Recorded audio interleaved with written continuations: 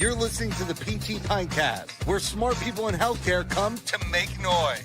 Here's your host, Jimmy McKay. You're listening to the PT Pinecast, where smart people in healthcare come to make noise. Here's your host, Jimmy McKay. Before we kick things off, big thanks to Empower EMR. If your clinic is stuck in an EMR that slows you down, Empower gives you speed, clean workflows, and features clinics actually asked for. Better notes, faster documentation, smoother operations, all wrapped in customer support that doesn't ghost you. Upgrade your clinic's brain with Empower EMR. That's empoweremr.com, empoweremr.com. Today's conversation is live, unedited, and intentional. My guest is a clinic owner, outspoken advocate, and someone aligned with UPTA, a new organization entering the advocacy space in our profession of physical therapy. You may have seen some passionate threads online, comments, words. This episode is about slowing down, asking direct questions, and getting real clarity. What exactly is UPTA building? How's it different? What's the tactical plan, not just the critique? Today isn't about right. It's about making room for questions that deserve real answers. Let's bring in our guest, Dr. Steve Rowland. Steve, welcome to the show. Hey, Jimmy. Good morning. Thank you. I appreciate you having me on. And you are in the sunny state of Florida. Do I have that right? Yeah, sunny state of Florida. Yes. You are smarter than me. I'm in upstate New York, so it's about freezing. Let's kick this off with looking back a little bit. When did you start feeling like something was missing from how PTs are represented professionally? Was there a moment? Was it just an era? Like, when did you start to feel a shift that this, whatever it is now, it didn't feel like it used to be? Yeah, and I would say that was, I hate using the word pre-COVID, but I would say pre-COVID, because let's be honest, COVID really changed the trajectory of all healthcare. But, even before then, started seeing something. I think it was like back in the mid, 2015 timeframe when, that was when things were really changing and dynamics were changing. And, go all the way back to 2011 with, changing different things and policy with Medicare and, that's basically it. It's been coming on for over a decade. So what was it? I graduated in 2016. So what was it? Was it culture? Was it rules? It's probably never going to be one thing, right? It's got to be a mix. You talk to any, and I'll focus. I've been in pretty much private practice. I've run a inpatient rehab. I was the CEO of a 69-bed inpatient rehab facility. I was the COO of a 180-bed acute hospital. So, I've done PT, I've done the other side. I've done a lot of admin. I've treated a lot of patients through the years. And it comes down to policy, policy with these insurance carriers, the way that we're not allowed to dictate the care anymore. I feel like we've kind of lost connection with that. A patient comes to our facility, we're being told, you got to get pre-authorization. You've got to get we all know physical therapy. There's no denying that physical therapy saves money, right? Why are we not getting the recognition that we deserve? And I just want to make this perfectly clear. I've been very vocal about the APTA. I support the APTA, not financially, but again, I just want to give a shout out. I know those guys, they're in the grunt like we are every day. They're fighting the good fight like we are. Do I feel like there's a hole? Yeah. And that's, nobody's perfect. Nobody's going to hit the nail right on the head. But, I think that's why the UPTA came to light was we felt the private practice area, we just felt like we weren't, hey, we're over here, things have dragged. This is my second time doing private practice. So when I came back, things were a lot different, especially reimbursement, policy, reimbursement, audits, all-time high. We can talk about that. I don't know a single PT right now in the last 2 years that is either not in an audit or has gone through a TPE audit. So what was it that made you decide that UPTA was the vehicle for that change instead of working with APTA? Because starting a new association is not easy. There's work involved. Like this is effort. There's a lot of effort. So what made you to sort of decide UPTA is going to be the vehicle for that change instead of APTA? I felt like they had a bigger hold on what was going, because UPTA is mostly made up of private practice members, right? We're the guys that are in the grunt right now. We're the guys dealing with the daily issues. We're the ones going through the TPE audits. We're the ones training the MAP contractors, believe it or not. They call it TPE. For those of you out there who haven't been through a TPE, it's targeted, probe, and educate. Well, the last part of that is the educate. We're doing the educating. Unfortunately, the MACs still don't know what their own policy is, and that's sad. So, that's why, I started seeing Scott Gardner. He's our president. Mhm. I started seeing some of his posts on social media, and I reached out to Scott because I went through an audit, and one of the things, I believe it was a audio cast that Scott had put out for the UPTA, and on that audio cast they had their company from out west who does compliance. I'm sorry, I can't remember the acronyms right now, but I think it was BCMS. And during that conversation, Scott talked about being through all these audits, and I was like, holy moly, here's a guy who's been just beat up by his MAC contractor. So I reached out to him. I got it. Him and I had a phone call, and when we talked, we just felt like we had a lot of the same. And I said, hey, if you ever need, it wasn't him reaching out to me, it was me reaching out to him. I said, I'm going through an audit right now, and he helped me with that. I'm fortunate to say I came out of that audit without any findings, but it's not fun, especially through Christmas. It's like, I want to enjoy Christmas with my family, and I've got these Medicare auditors asking me for all these charts, Yeah. That can be frustrating. So I see no disalignment there. I think people are pretty aligned. Many UPTA supporters understandably have frustrations with these processes and with APTA. Yes. But noticeably, a lot of energy online isn't spent talking about what UPTA is building. It's spent criticizing what APTA is doing or how it does it. My question to you as a member, don't you worry that tone or constant comparison could actually underline the mission that you're on? Yeah. And I get it though, because I'm one of them. So I understand it. There's emotion, right? Yeah. And sometimes we say things online that, I've always told my staff, if you have a problem, don't send it an email, don't send it a text message, because it's very hard to understand the tone of that, right? Come to me in person. Let's talk it out. Let's hash it out. So am I going to say we're not guilty? Absolutely not. I'm not going to say that. There's times where yesterday morning, and I think that's what triggered this. I saw something that the APTA posted, and I made a very reactionary post. As you know, I deleted it, but you, of course, have seen it before I deleted it because you responded to it. But, there's times where emotion gets the better of you. And I think that's just the state of private practice right now. And I want to say this, I believe it's more than, because again, I've been in this position where I've not just been in private practice. I've been in other facilities, and it's PT in general. And let's not discount occupational therapists and speech therapists as well. Yeah, absolutely. We're all in this together. And that's what I really want us to get out of this. So it can be seen and it can be portrayed as we're attacking the APTA, but I can honestly tell you behind the scenes now, there's communication between the UPTA and the APTA. And I think that's healthy. I think that's really good. And I think and that's what we need collaboration. Yeah, agreed. And I have to say, honestly, you and I may not see eye to eye. There's been time, but I really appreciate you bringing me on this. And I really appreciate you being professional and having me on here. And I've listened to your podcast. I like your podcast. I think you're doing a great thing. Thanks. And I think we need to do this more. Cool. I mean, listen, this is what I do. I'll do it more. Don't threaten me with fun. You've said burnout isn't a personal failure. It's a system design problem. Can you remember a time in your career when that became clear? Like when you were like, hey, as a person practicing, when that happened. So it's, I think that's a really bold statement. Burnout isn't personal. This is a result of a system problem that we're unfortunately all in. So do you remember when that became kind of clear and you sort of had that emotion? Yeah. Again, right. Going back to, again, I'm going to go back to it. Their audits are we are a hanging fruit. MAC auditors do not see us as a friend. They're going to say that, and they're going to say, hey, these targeted probe and educate, we're here to help.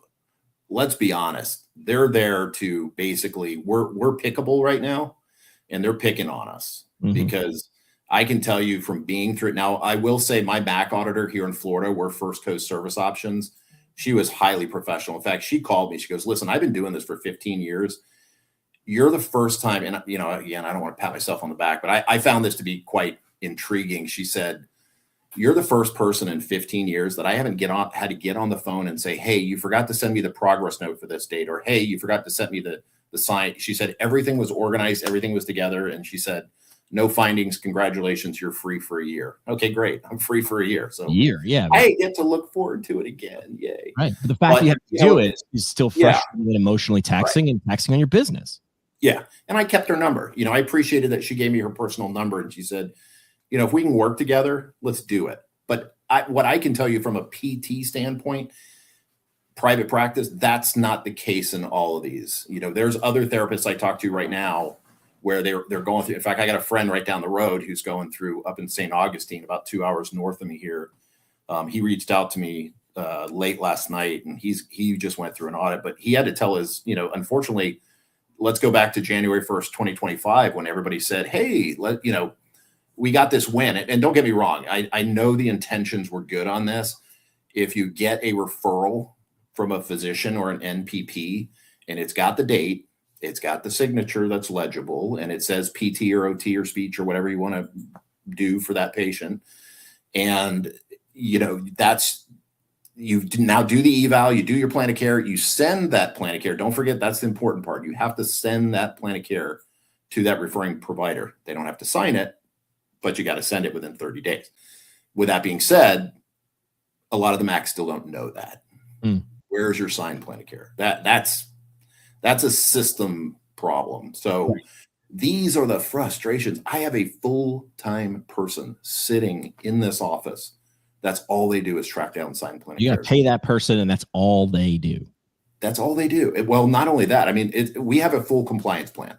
I've been down this road. So and a shout out to Rick Wanda. Wouldn't want to do his job. Really would not want to do his job. Rick and I have not always seen eye to eye. I'm still a gold member of Rick. I still listen to Rick's stuff. He has a job. He serves a very important, but why should we even be in that arena? Why should we be having to fight? And that's where I feel like we're climbing up a rock hill with no support and one slip and we're going to go. Don't disagree. So when all you have is a hammer, the world is full of nails. So Jimmy worked in radio for 15 years. So I look at things, I look at words. Yeah. So I gave this lesson, a mini lesson, not like I'm giving you a lesson, but I'll just say what I taught. I think a lot of disagreements that happen in the comments section happen because of something very basic. Yes. And this is like almost kindergarten level, which makes it simple, not easy. When someone is expressing frustrations, that's an emotion. Yes. And when someone else is coming back with something tangible or logic, both of those things can be true, and you are now talking past each other. I love there's a GIF out there that shows a chain link fence and two Dobermans on one side barking at another dog, a golden retriever on the other side, and all of a sudden the chain link, they're barking through the fence, and all of a sudden the chain link fence slides out of the way, and then they both just sort of stare at each other. Yep. Neither is wrong, except people want to be seen, heard, and understood. Yep. So if I'm been an APTA member for a long time, I hold them accountable every 12 months, as you should. I tell people all the time. I was at an APTA New Jersey student event this weekend, and someone said, why should I be a member? And I said, you shouldn't. And then I paused and said, unless you understand what you are buying. Membership is a how. Membership is a how, not a what. Right. Netflix isn't a membership organization. Membership is how you get access to the content. Yep. Netflix is in the boredom reduction business. Right. They're in the feeling business. So if someone goes into and pays money to APTA and says, I need to make sure I get and I think I did the math, it's X number of dollars to be an APTA national member and then a state member. And then if you want an academy or whatever, let's say it's $500. If you're waiting to draw the direct line between pay $500, put $500 in the Coke machine and get $600 worth of value out, I need to understand what you value. Right. I do it because I'm a joiner. That's in my DNA. I like going to the events. I got buddies who are like, wouldn't catch me there on my last day. Get it? Neither of us are wrong. But if I keep barking at him because you got to join because it's your duty, that's Newton's law, man. You're going to you're pushing on the wrong pain point. Yep. I think I said it this morning. Someone asked me, Tony Meritato asked me, why do people go to CSM? And I said, great question. I said, I think I settled on it's more like a carnival. It's not just roller coasters or teacups. That's for the person who values. Carnivals are smart. They have teacups because they're like, well, if someone values teacups, we got those. If someone values fried foods, we got those. If someone values games, we got those. Mm-hmm. If you go into APTA because you're like, I'm going to get my 500, I'm going to pay $500 every year. I'm going to get this out. I need to understand what you think you're getting. This is a misalignment. I thought I was going to get immediate relief from my billing. Well, I don't know if APTA, I don't work for APTA. I don't know if APTA ever said that. I'm pretty sure they didn't because this system sucks. I'll say it. It sucks, but so does gravity. And I can't change it, right? So I think, so let me ask you this. This is an unfair question. I'm using air quotes. It's an unfair question. But if you had a magic wand, what is the first system redesign that you would make to actually relieve burnout and frustration at a practical level? You got a clean whiteboard. What would you do? What would you do? Yes. I mean, first and foremost, I think, let's not downplay who we are. We are doctors of physical therapy, right? The thing that boggles my mind is, why do we still need a referral? Why do we still need a signed plan of care? That would be my first thing is, let's eliminate that, because that's where a lot of us in private practice, we spend a lot of our time tracking down plan of care. Doctors don't read them. I haven't talked to a single doctor who said, hey, I read your plan of care. I love it. We have to track these plan of cares down to make sure that we get them signed within 30 days, right? We walk into the office, we're like, hey, it's day 29. The little MA sitting at the desk, she scribbles it. Here you go. What would that remove? A lot of burden. Don't need a referral. And I've talked to, so I have a direct line to HHS right now. So I got to tell you a little funny story. So 7-8 years ago, let's call it 7-8 years ago, good friend of mine, he's a car dealer in town, great guy. He invited my wife and I to a polo match. Well, at that polo match, Dr. Oz, big fan of Dr. Oz. So I walk up to Dr. Oz like I normally do. I'm not shy. I'm like, hey, can we talk? And he was very polite. He sat down with me. He talked to me. We talked about wellness. We talked about healthcare. We talked about all kinds of things, right? We hit it off. And we remembered that moment. And when he got appointed the head of CMS, what's the first thing I did? I reached out to him. Yeah. He remembered that conversation. He's like, oh man, I remember that day. So what does he do? He puts me in contact with his deputy director. He's the guy that does policy. This is the guy you got to talk to. You have great ideas. Talk to this guy. So we've been in communication. Like, he gave me his email address. He gave me his phone number. He's like, hey, let's talk about these things. So, that's one of those moments where, okay, use those moments to your advantage. Use the people that you've met through your years of contact. Use that to your advantage. But these guys, when you're talking to them, they have no idea what we do. None. And it's not, and again, I'm not putting blame on anybody. What happens is these guys get replaced, right? Sure. So let's say we're doing advocacy and we're beating the bush and we're talking to Congress people. And, my best friend is Mike Aradopoulos. Shout out to Mike. Mike is really attacking healthcare right now. He said, Steve, give me a year. Mike used to be the president of the Florida Senate.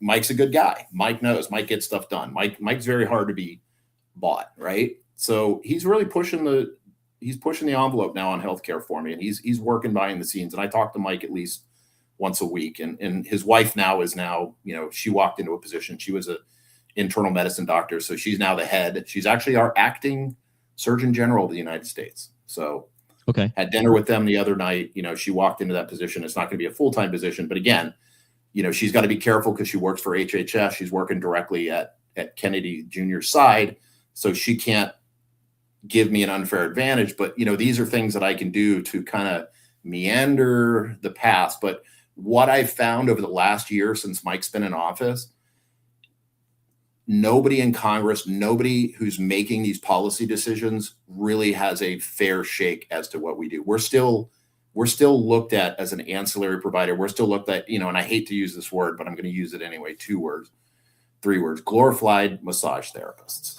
That's the way I see it. Oh, you guys are the people that rub people, right? So how do we change that? Numbers. We all have to start. Numbers of what?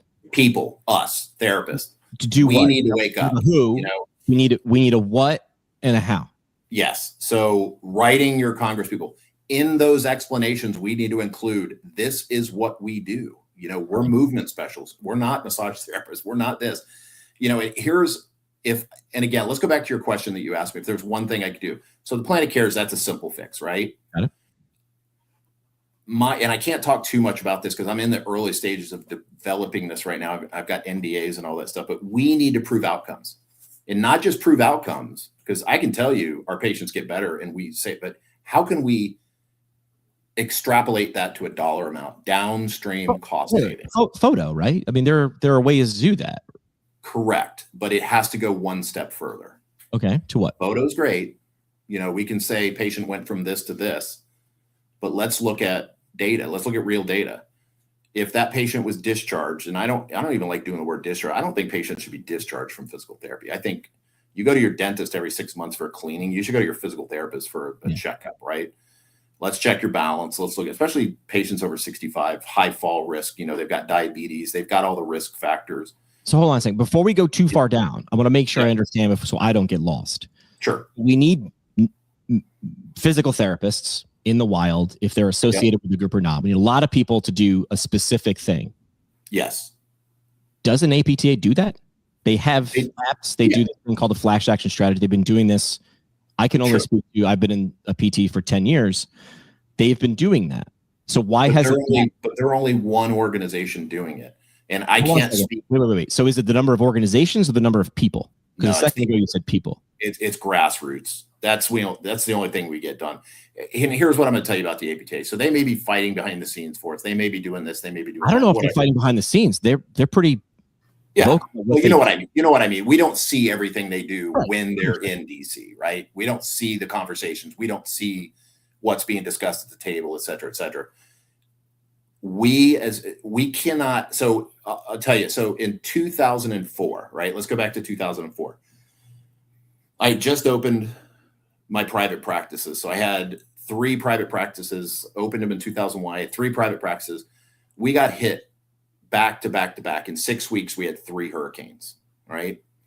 Just devastated this whole area. I live on the Space Coast. We're right near Elon Musk and Jeff Bezos and all the rocket launch. There's a rocket launch that pretty much goes up every day now. We're so immune to it. We're like, oh, look, another rocket. But, you know, 3 hurricanes back to back to back. I remember watching the National Guard coming in here in trucks and in truckloads, and people were walking around in a fog, waiting for the government to show up to help them, right? They tell, you live in Florida, they tell you, prepare, right? Get water, get batteries, get a generator, do this. I was prepared, right? So I'm not walking around, I'm driving around saying, my therapist, we were out of work for almost 3 weeks. I told my therapist, hey, if you want to work and get paid, come in here. I had the water guy, Zephyr Hills, I had him drop off, big shout out to them. They came and dropped off, I don't know, 100, 200 big 5-gallon jugs of water. And I had my staff going around to our patients and delivering and all that stuff. But the point of it being is the amount of people that were walking around in a fog bank. And that's where we used to be in apathy. I would say physical therapists, we were in a state of apathy 5 years ago, right? Mm-hmm. I see anger, and you see it in the posts, right? Mm-hmm. We're getting angry. That's a step up, and that's where we need to be. I disagree. Not to split hairs. Apathy's worse. If I'm actually angry, it shows I want to still engage. Apathy is worse. That's what I'm saying. We were in apathy. We're in anger now. That's better. No, I think it's. Oh, sorry. I agree with that. Yeah, my bad. Yeah, we need to get angry. We need to get angry. So I can see what you're showing me, and this is good. You're telling me and showing me a story of what happens when we don't do a thing and the result of. Yes. So what do we need to do? Because so far it's get PTs to have a voice, and so it's frequency, intensity, time, type, volume, and progression. These are exercise principles, but those are also communications principles. So correct. Frequency, how often you do it, intensity, the passion with which you do it, intensity, time, type, volume, and progression. Yep. APTA has been doing this. Why hasn't it worked from your point of view? If that's what we need to do. Yeah, without being inside the APTA, I can't tell you. But all I can say is from my chair looking in, I don't see that anything has made that change. And the only thing I can put on that is people in those spots change every 2 years, every 4 years, every time a new administration. So you're saying on the receiving end of so it's a constant. It's a constantly evolving process. The only constant is change. Correct. In terms of those people. You get new people. So here's what I can tell you though, as patients go, patients are waking up, because what's the first thing a patient does? They call their doctor and they say, hey, skip the MRI, skip the x-ray, just send me to my therapist, right? We've done a great job of waking up patients. Now we need to wake up the policymakers, right? Okay. And how will you do that? By communicating with the policymakers, by getting the inside scoop. These people are, it wasn't hard to find the deputy director of CMS. I'm not saying that we need to bombard. But you found him. So my question is, so now you identify your audience. Yes. And we go back to what I did, right? I know who I'm talking to. Yep. I have to deeply understand what bothers them, what their hopes and dreams are, and what their frustrations are in terms of like the policymaker. Typically, I don't have a lot of advocacy experience, do have a lot of communication experience. I have to understand what makes you tick. Yeah. Right. And then I have to understand what I bring to the table and where your goals and frustrations cross. If you look at a Venn diagram, and what I can bring to the table, that is our why. That's where Simon Sinek starts. Yep. Says, now that I have a why, when I walk in, now you hear your frustrations and goals coming out of my mouth. That's when the other person starts nodding. Yes. So I guess I'm just like, would you do it more frequently, more intensely, more often? Yes. All the above. You start with your local representatives. So it just sounds like you're saying I would just do it more and I would do it better. I don't understand how. Yeah. Emails, phone calls, getting involved. So hold on a second. So I'm a communications consultant. Email. Yep. Good. That's specific. What would you put in the email that is different than what APTA? Like when a CI used to look over my shoulder and be like, why are you doing that exercise? I'm like, I don't know. It's on the protocol. Not a good answer. So if I just said email, I'm like, not enough. I'm trying to see what I'm trying to do is have you show me your work. Like show me your thought process. So emails, great. APTA does that. But how would you do it differently? More often? All capital letters? No, not everything. Yeah. So good point. The first thing I would do is start asking them questions. So one of the things that I've done, very successful action, let's talk about insurance companies. Let's talk about Blue Cross Blue Shield. I had a really hard time getting in network with Blue Cross Blue Shield. So what's the first thing I did? I picked up the phone. I said, hey, you're down the road from me. Can I come up there and talk to you? Who do you call at Blue Cross Blue Shield to do that? Like what is I mean, you have to, it's a system. You got to go through the network. Now I understand the main thing is, and you can find out who your local rep is. Every insurance company has a local rep that's assigned to your area, right? So you get a hold of that person. You drive to them, you meet with them. Here's what physical therapy does. Hey, can I give you a demonstration? Can I do an ergonomic assessment for your desk? I'm here to help. Oh my God, I never knew you guys did this. I told Mike that. I said, dude, I'm going to get on a plane. I'm going to come visit you and Stephanie. You're going to take me into these congressional offices, right? These guys that sit on Ways and Means, these guys that sit on Energy and Commerce. I'm going to do an ergonomic assessment for them. I'm going to sit down and talk to them. I just need 15 minutes. Let me tell them what physical therapy does, because a lot of them don't think, and that Mike didn't even know. He didn't know. He's like, damn, I didn't know you guys did all that. Yeah, that's what we do. So to summarize, your job is more FaceTime with the people who make decisions. We really do. We really got to get, we have to get more involved. We've done it a very good angle with patients. Let's now do it with the people who are writing policy. So that's your how is face-to-face and I like it. Show, don't tell. Ergonomic assessment is not a tell, it's a show. Love that. So you are increasing frequency and increasing the how. Yep. The question is, how often is APTA doing this right now? And are they doing that? So that's my point. That's one of my points, which was we have people from outside the APTA complaining about what the APTA is doing, and they don't know what they're doing. Yep. Yeah, I mean, I'll give you that fair share. I'm not going to disagree with you there, but you call it complaining. I call it, we really just want change of policy. That when it comes down to it, who does? I think everybody does, right? Both sides. Everybody wants change. Right. Agree. That's what we agree on. That's coming out. Yep. And to be honest with you, I keep reaching out to these guys. I put my contact at HHS. Yep. Oh, and I did apply. So right now, for those of you out there, I believe the APTA put somebody forward. UPTA put me forward. They have not yet selected the HAC committee, the Healthcare Advisory Committee. So Dr. Oz. HHS has not picked someone, you mean? Or correct. Like, yeah, it's been delayed. It was supposed to be end of October, end of November. We want a seat at that table. Sure. So the APTA put a person forward. UPTA put me forward. You know, my communication with them is, hey, Steve, that position, that board has not yet been filled. We're getting to it. So again, that's, you know, you talk about action. These are the actions. We need a seat at the table, right? IHI, Institute for Health Innovation. Does anybody know who the IHI is? It's a big organization in Boston. They're the ones that write policy. When Medicare wants to change policy, they call the IHI. There's not a physical therapist on the IHI board. Why? Let's get a physical therapist on the IHI board. If Medicare is talking, if CMS and HHS is talking to IHI, we need to go to IHI, right? Okay. You don't want to invest in Tesla. You want to invest in the battery company that's making the batteries for Tesla, right? Understood. So let's circumvent. Hold on a second. Yep. I don't disagree with you. Is this something you think you're going to do, UPTA is going to do, APTA should be doing, or we should be doing? I hate we because I don't know who that's talking. Yeah, well, let's be honest. I'm not waiting for, you know, I'm on the board of UPTA, but I'm not waiting for the UPTA to come to my rescue. Now, I'm going to be part of that rescue plan, and the UPTA is really taking some very strong action right now. I'm also not going to wait on the APTA to solve my problems. Well, because our problems are our problems. This is where we most wholeheartedly agree. Yep. I look at membership like I pay membership. Yeah. I close that tab, take a deep breath, and then I immediately continue to work on solving my own problems. Yes. This is what I'm talking about with logic and emotion, what I think I'm buying and what actually APTA is selling. If they're not aligned, I can see why people are frustrated. I understand that. So it sounds like you and I understand what the value or lack of value of membership is, and we're okay with having it or not, because it's a binary decision.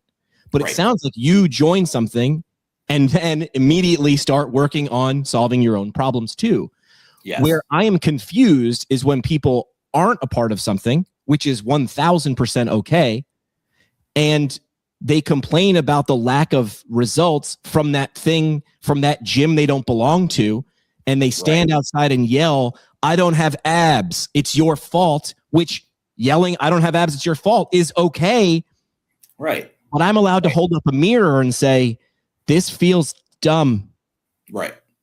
And I agree with you. And you know what? And that was I probably didn't convey that, but my 2004 analogy with the hurricanes, that was it. You know, people are standing around going, help, help, help. And I'm like, hello, you should have prepped. You should have been ready. You should have known. We weren't public, you know, was coming. Where's the arc? I don't know if you have Publix is up there, but Publix is the big grocery store down here. Publix isn't open. You know, they got back open when they could, but you know, don't wait for somebody to come and help you. Take action now. And that's what I'm saying is, as a physical therapist, I don't care if you're in a skilled nursing facility. I don't care if you collect a paycheck, because everybody should be asking right now. And I have this discussion with my therapist and I'm like, dude, I want to pay you more. I really do. You deserve so much more than you're making. But the policy right now does not allow that.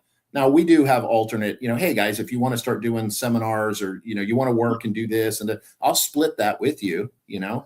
It sounds like you're saying, I will show you my math. Yes. I will open my book, but if you can help me increase the left side of my equation, I will help you increase the right side of your equation. If you can help me increase the input, I will give you some of that output. That is the rising tide that lifts all ships. Yeah. And honestly, you know, here we just had this meeting last year. We do a staff meeting every year for compliance. We go over documentation and we follow Rick's, you know, you got to have seven principles of a compliance plan. And that's the other thing I say to physical therapists out there. And I want to say to them, listen, don't give the auditors, don't give the MAC contractors, don't give them fire, you know, don't give them oxygen to fuel their fire. Sure. You know, make sure that you guys are staying on top of compliance, you know, have a compliance plan. Update your policy. I just posted this the other day on the physical therapy site. And I said, hey guys, don't forget it's end of the year. Update your policies and procedures. Things have changed. So let me ask you this. We'll switch, but I'll sort of ask you the same question. You have described documentation as compliance theater, which is a great term. I mean, compliance theater. Even as a PT student, I knew I was like, who am I writing this for? Like, I used a different term, self-pleasuring. I was like, this feels like this is for me. It's not pleasurable for me, and no one's reading it. It's pleasurable for me. So you've described documentation as compliance theater. Great phrase. If you could rebuild clinical notes from scratch, what's the first thing you would change, or first or second thing? What would you change if you could rebuild compliance? If you could remove compliance theater, what would you make it be?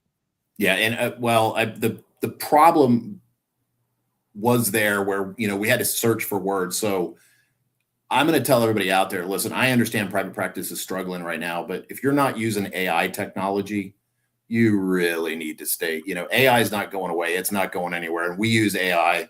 I use prompt. I'll just be transparent. I've done webinars for prompt, discussing prompt. There's other great programs out there. I don't think prompt is the only one out there. Sorry, prompt. But, they do have an all-inclusive tool where, I've gone in. Here's the other thing too, is, I don't claim to be a compliance expert. That's Rick's area. Yeah, but you're smart enough to hire Rick and listen to him. Yes. Yeah. And I'll get, it's a funny story. So you're probably you haven't been in the profession long enough to know Steve Levin. Steve Levin was the Rick Gowanda before, Rick was still around, but Steve was and Steve reached out to me. Steve was from Florida, and Steve reached out to me, and actually I reached out to Steve. Let's backtrack. So I called Steve, and first thing Steve said when he picked up the phone, his secretary got him on the phone. He goes, "What letter did you get from Medicare?" And I said, they already know. They know why you're calling. Yeah. I'm like, huh?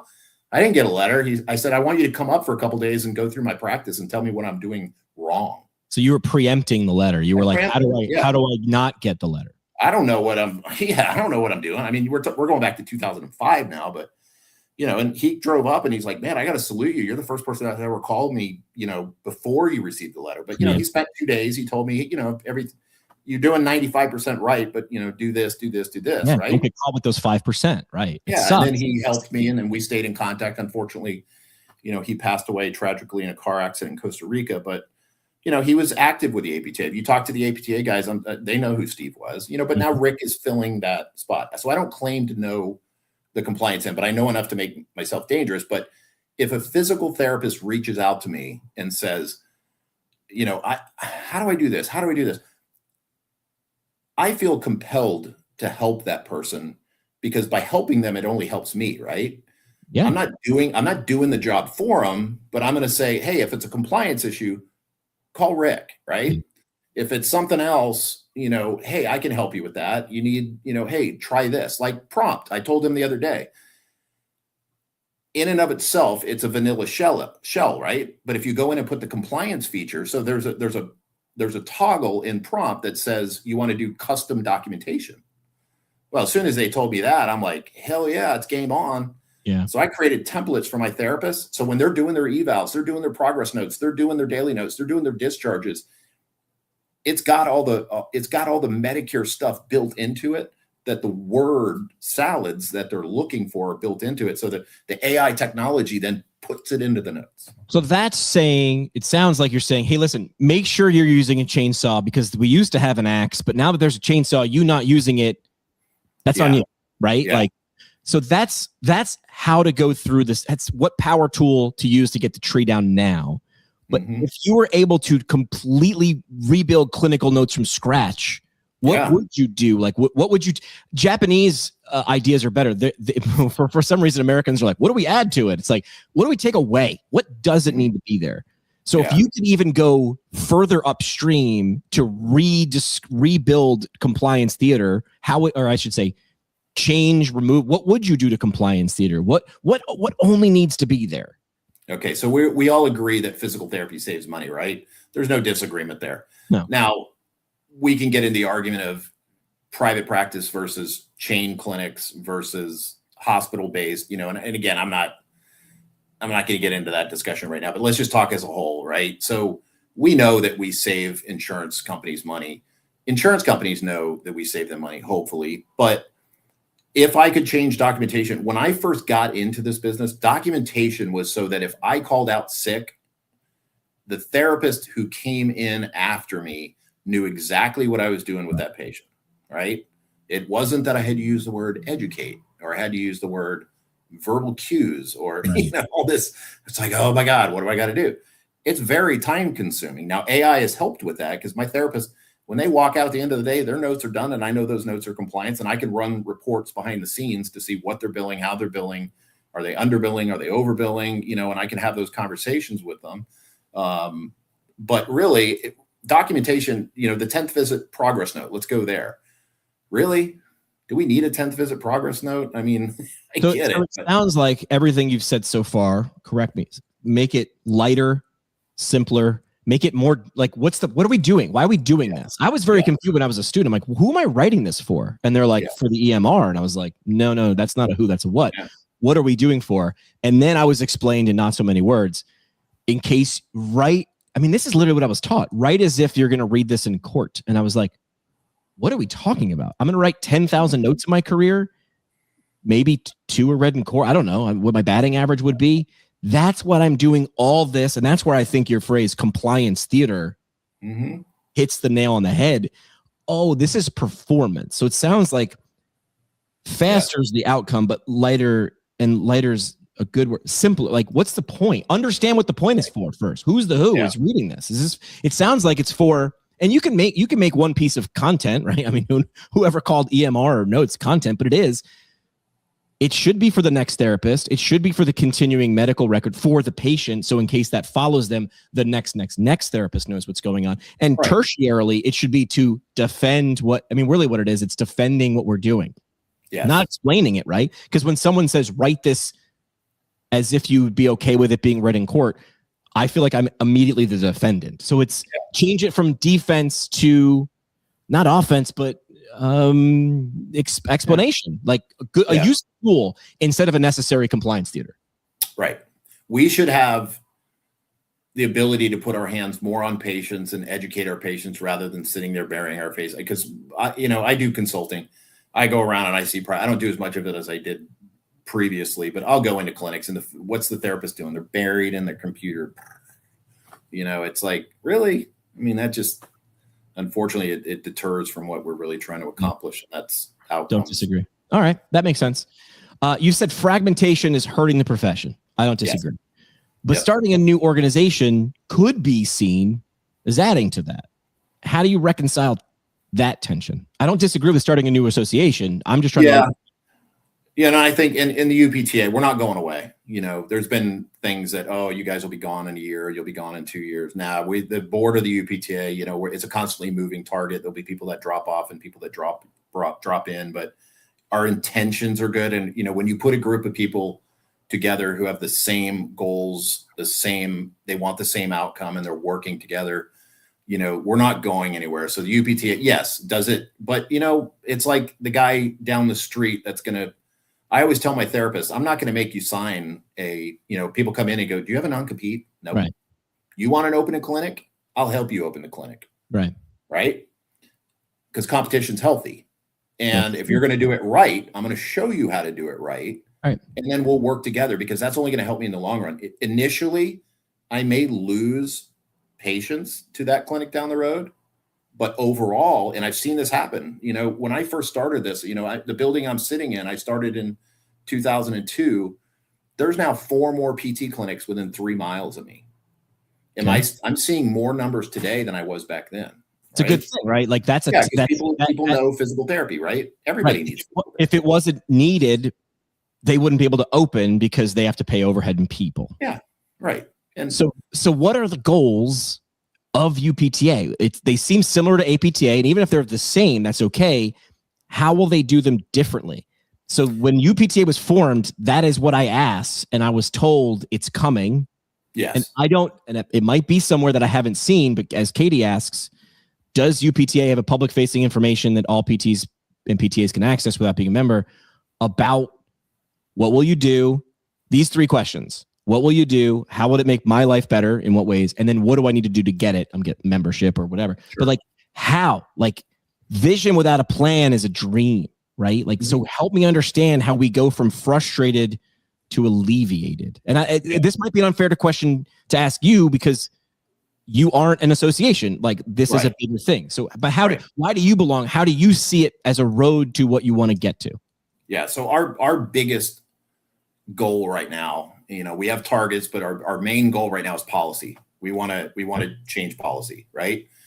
So our first move that we did, and kudos to Scott for doing this, but he found a law firm that deals in this, and we filed a federal lawsuit against CMS. Welcome, hey, Kennedy Jr., welcome to your new position. Here's a lawsuit from and I'm sure he's not reading them. It's some lawyer somewhere doing it or whatever. But we don't have the ability to, we can say I don't want to take Medicare, but we can't technically opt out of Medicare, right? So that holds us accountable to still being an ancillary provider, right? So when the lawyers reviewed the policy language, they said two things. It violates the Commerce Act, right? Free trade, the ability to see patients without restrictions. And number two, it violates the Fifth Amendment. And they said, this is kind of a no-brainer. Now, typically when these things happen with CMS, we're going to go to the table and there's going to be some type of mediation and we'll meet in the middle. But hey, if a doctor can opt out of Medicare, not take Medicare, and then still charge what that doctor wants to reasonably and necessary, absolutely, we should be able to do that. So, that was our first step is. Okay. So let me ask you this. Yeah. So you've done that. You've taken a very, very specific action.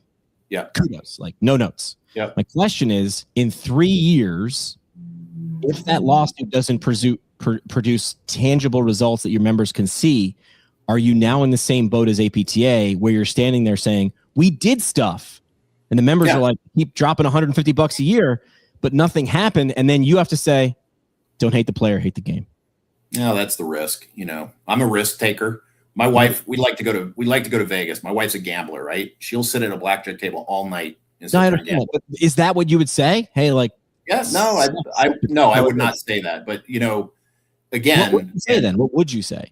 We're not going to take no for an answer. We're going to get an answer on this. The attorney's pretty, it's going to go to mediation. Something's going to happen. It's not. It doesn't have to, right? Like, no, it's nothing in life is guaranteed. We may lose the case. We may lose the case horribly and we fall flat on our face. And trying is fine. I'm down with it. Yeah. And we have other avenues behind the scenes on where we're going to evoke change. We just submitted a CMMI, right? So Center for Medicare and Medicaid Innovation.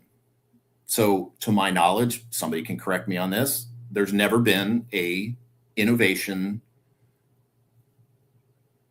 Basically, I guess we could call it a test pilot where does physical therapy save money, right? So I'm laying there one night, I'm like, what I normally do, I staring at the ceiling going, what can I do? What can we work on? So I got up and I looked, and that's how I found the IHI, right? Because IHI works directly with CMMI. And I sat there most of the evening and typed up a CMMI where I want to do a pilot study with physical therapists, right?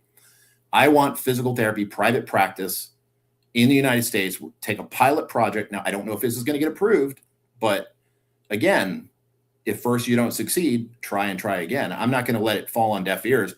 I can keep resubmitting and resubmitting and resubmitting. So I ran it by the board, and the board said, yeah, this is great. Let's do it. So we submitted it on behalf of the UPTA because we felt UPTA would be, and we submitted it to the powers that be, and ta-da, it got submitted to CMMI. Now, I hope that goes through, and then we can start looking for private practices because it's going to be very specific, and they're going to track data. And we're going to see, does private practice versus something else, what are the hospitalizations? What are the opioid use? What are, falls, et cetera. But these are all the things that we're doing. We're navigating. Do I know if the APTA is doing it or not? No, I don't. I don't know what they're doing. They may have. I know that they did put somebody forward for that HHS hack board, which is good. These are all good things that we can do, but we have to keep chipping away. We cannot be complacent. We cannot be complacent. All right. So let me ask a more fair question. A young PT comes to you and says, I'm disillusioned. What's the point? Why should they believe in UPTA, and what would you tell them it offers that another organization doesn't? Essentially, what do you do? How does it make my life better? and then what do I need to do to get it? How would you So explain it in their terms? Absolutely. I actually just had this happen. I take a lot of students, right? So I just had 2 students. My student just left in early December. She's going to be a great therapist, by the way, and hopefully she's watching this. And but I just had this conversation, and I told her do both. Do both. Join the APTA, join the UPTA, join both. There's no harm in that, right? Sure.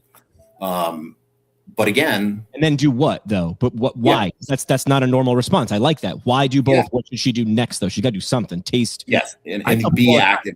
I tell you what destination you're in, and then ask what are the free resources I can do. Join every free committee, get every email, and then just taste, and then slowly unsubscribe to the ones that you're like, eh.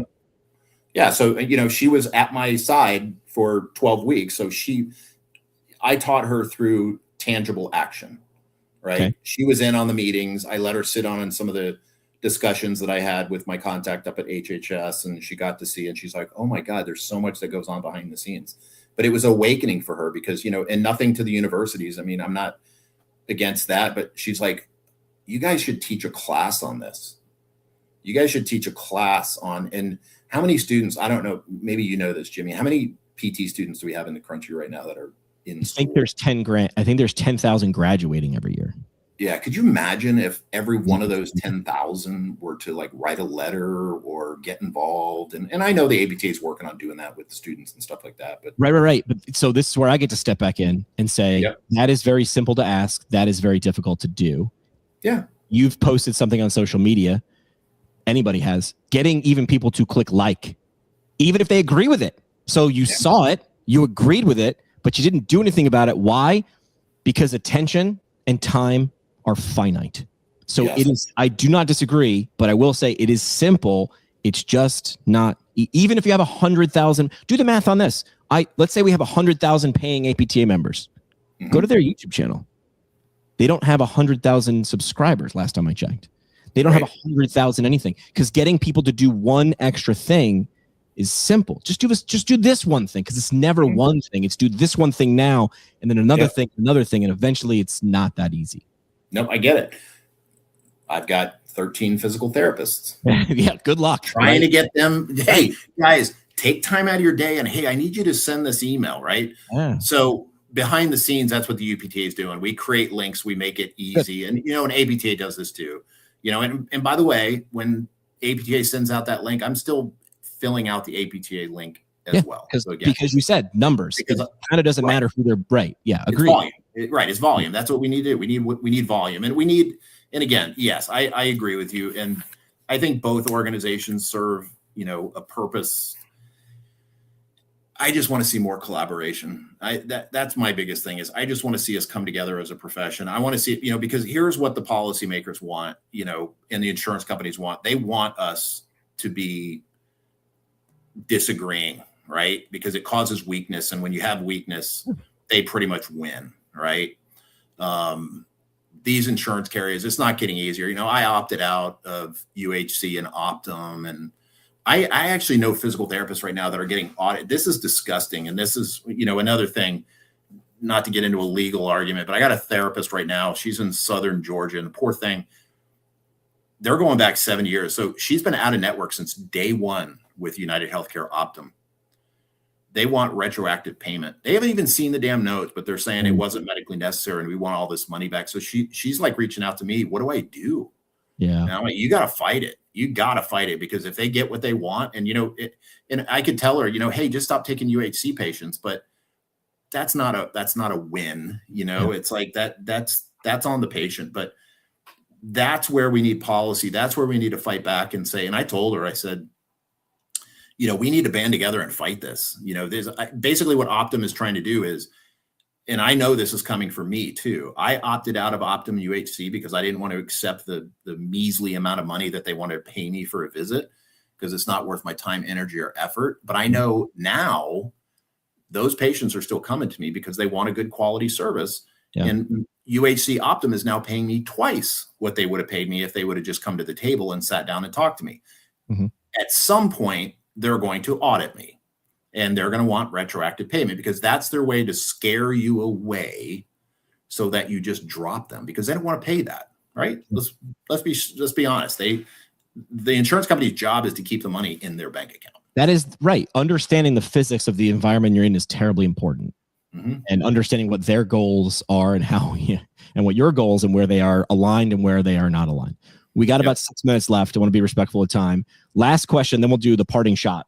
So last question is, what does success look like in 5 years for you? Not just with UPTA, but like what would success look like in 5 years? Something like realistically, right? Like this is no magic wand, but like what would you sit down in 5 years and say, yes, we have achieved success, and I'm purposefully leaving that open-ended.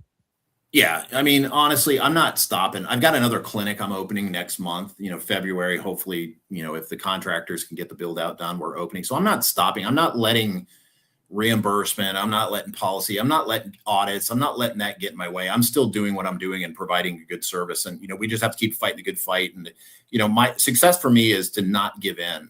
I left the profession for a reason. I felt burned out. I was just like toast. I wanted to go do something else. I went and worked for a stem cell company. Then I ran an orthopedic company. And then I went to work for a hospital system. And honestly, my true passion was like, there's still work to be done. So crazy me in 2022. Hey, let's scale 3 clinics in 8 months. Yeah, you're out of your mind, right? Got it done. But again, success for me is taking care of the people. We have a family here, right? I've got therapists that worked for me 20 years ago that as soon as I popped my doors back up, they were like, I want to come work for you. To me, that's success. I want to build an environment where physical therapists can come in and they can treat autonomously.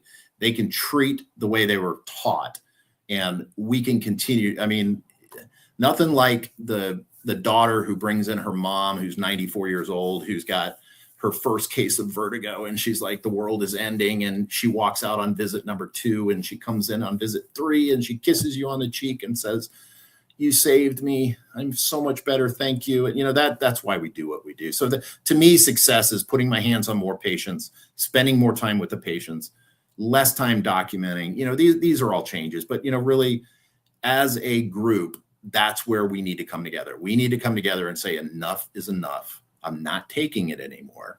And I see lots of posts on these different pages about, we need to start a union. We need to start a union. So that's something else I'm working on.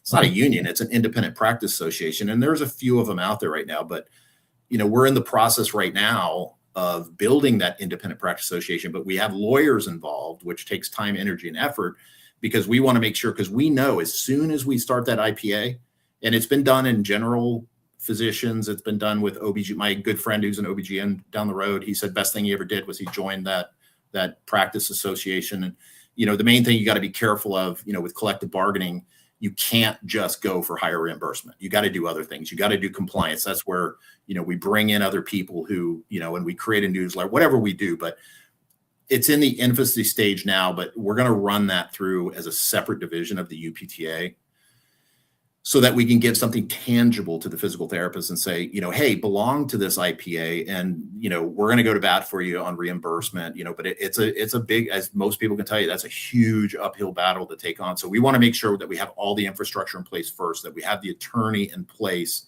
that is going to make sure, because when you start hitting the insurance companies where it counts in their pocketbook, they're going to fight back. Sure. So we know that, but that's kind of it in a nutshell. Is I'm not going to stop. I'm going to keep working tirelessly. All right, let's do the parting shot. This is the parting shot. One last mic drop moment. No pressure, just your legacy on the line. All right, parting shot, powered by U.S. Physical Therapy, nationwide network of clinics focused on developing clinicians, not burning them out.